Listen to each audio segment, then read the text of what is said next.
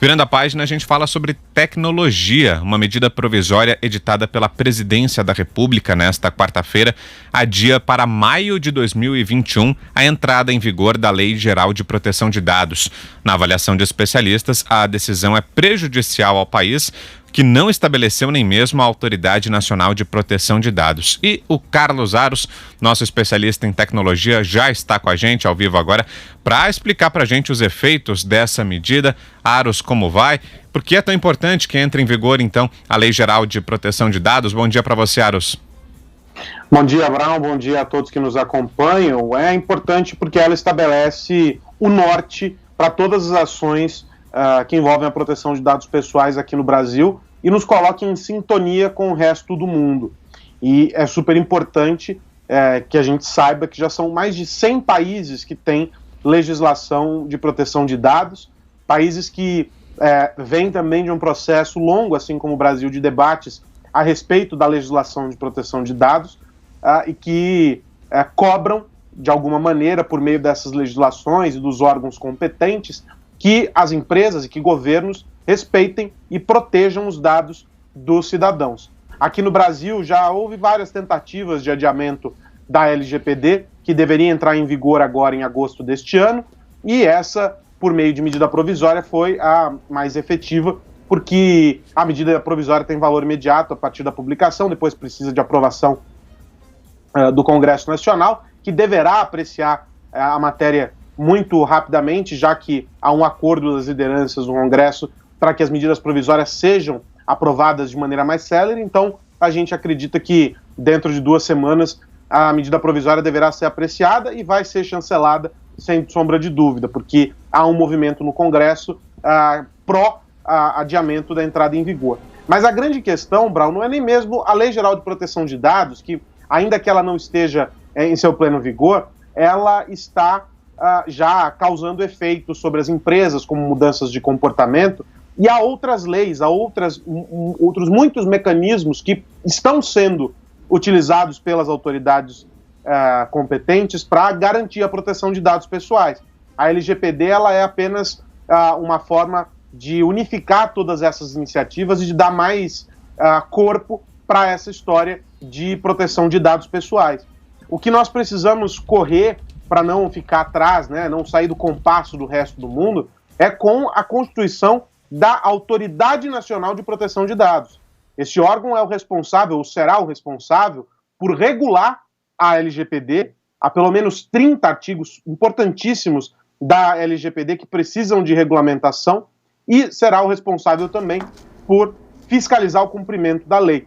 Eu conversei com um professor de Direito Digital, advogado especializado no tema, Rony Weishoff, e ele explica o porquê que o debate importante nesse momento é sobre a composição, a constituição da Autoridade Nacional de Proteção de Dados. Vamos ouvi-lo.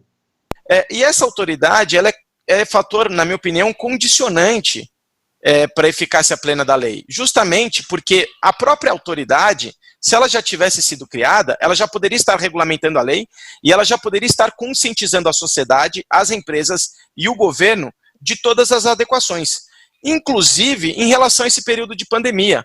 Ou seja, se a autoridade estivesse devidamente constituída, ao invés da gente estar pensando em projetos de lei ou medida provisória para adiar a lei, esta autoridade poderia estar dizendo o seguinte: os parâmetros para o combate à pandemia, por exemplo, o monitoramento de celulares de geolocalização são esses. Os parâmetros para as empresas adequarem a LGPD no período de Covid são esses. A fiscalização em razão desse período de pandemia em que as empresas estão deslocando recursos e tempo para o combate à pandemia e, portanto, não tem recursos e tempo para implementar a LGPD, então eu vou adiar a minha fiscalização por mais 3 meses. Ou seja, a própria autoridade seria uma grande resposta a todas essas angústias. E é por isso que a Autoridade Nacional de Proteção de Dados está prevista já na legislação que foi sancionada pelo presidente Michel Temer. E é de responsabilidade do Executivo, ou seja, da Presidência da República, constituir esse órgão, que estará vinculado, mas não subordinado, à Presidência da República.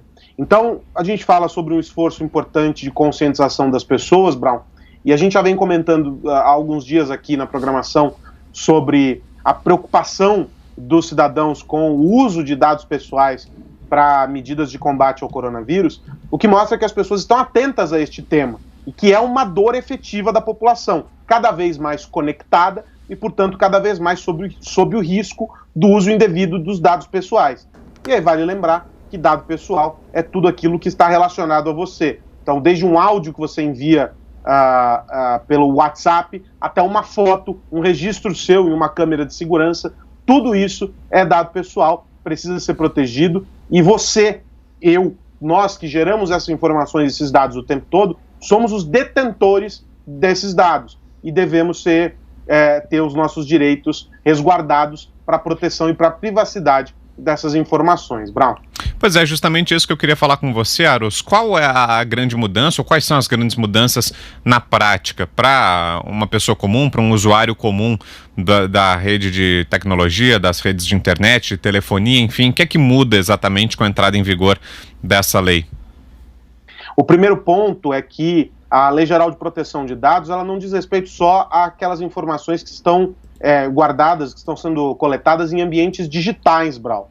Então, mesmo em um ambiente analógico, ou seja, um arquivo que não esteja conectado à internet, manutenção de informações pessoais fora da grande rede, tudo isso está enquadrado na Lei Geral de Proteção de Dados. Então, ela é bastante abrangente nesse sentido.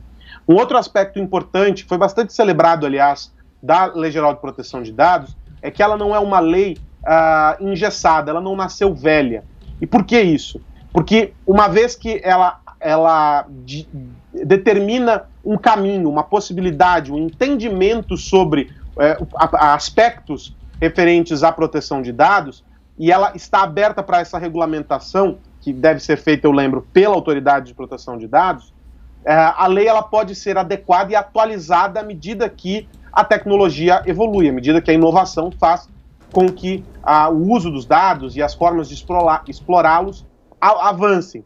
Então, é uma lei bastante flexível nesse sentido, ao mesmo tempo em que ela estabelece parâmetros sérios e bastante propositivos para a proteção de dados. E a lei coloca o cidadão, que é o proprietário, vamos chamar assim, o dono dos dados, em primeiro lugar. Ele precisa oferecer consentimento para a coleta, para o armazenamento, para o tratamento dos dados que gera e que são capturados pelas empresas e por governos. Perfeito, aí o Carlos Aros com a gente aqui no nosso Jornal da Manhã, segunda edição. Valeu, Aros, boa quinta-feira, boa tarde para você, até mais. Um abraço, até mais tarde.